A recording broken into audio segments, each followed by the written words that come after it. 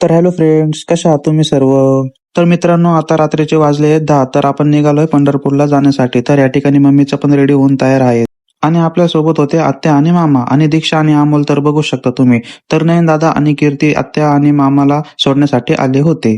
त्यात कीर्तीताईने खूपच गोड स्माइल केली. मामा पण आले होते. तर आमचं आवरून वगैरे झालं होतं. तर आम्ही मस्तपैकी निघण्यासाठी तयार होतो आणि काहीच खूपच भारी वाटत होतं पंढरपूरला जाण्यासाठी. आम्ही खूप एक्साइटेड होतो विठू माऊलीचं दर्शन घेण्यासाठी. तर या ठिकाणी मस्त गाडीला नारळ वगैरे फोडलं आणि आता आम्ही निघालो होतो. आम्ही तर खूपच एक्साइटेड होतो सर्व. तर गाडीमध्ये बॅग वगैरे ठेवून नयन दादा आणि कीर्तीताईला बाय बाय करून निघूयात. तर आम्ही आमचा प्रवास सुरू केला. तर आम्ही सर्व तर मस्त गाडीमध्ये सीएनजी वगैरे भरून घेतला. सीएनजी भरून झाल्यानंतर आम्ही निघालो. तर काही रात्रीचे 1:30 वाजले होते. तर पुढे जाऊन आम्ही मस्त चाय वगैरे पिऊन घेतला, म्हणजे झोप वगैरे काही लागणार नाही. मी तर चाय बिस्किटच खाऊन घेतला. तर काहीच खूप भारी वाटत होतं, पण थंडी पण वाजत होती. कधी पंढरपूरला पोहोचू असं झालं होतं आम्हाला. सकाळचे 7 वाजले होते. तर मित्रांनो, गुड मॉर्निंग मित्रांनो, आपण फायनली पोहोचलो होतो पंढरपूरला.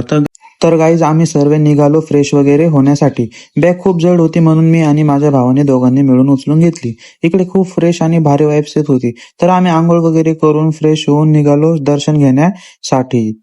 तर इकडे खूप भारी वाटत होतं. तर गाईज मी तर पहिल्यांदा आलो होतो आणि मम्मी पप्पाने विठू माऊलीसाठी तुळशी माळा घेतल्या. तर आम्ही निघालो दर्शनासाठी. तर गाईज इकडे खूपच प्रसन्न वाटत होतं.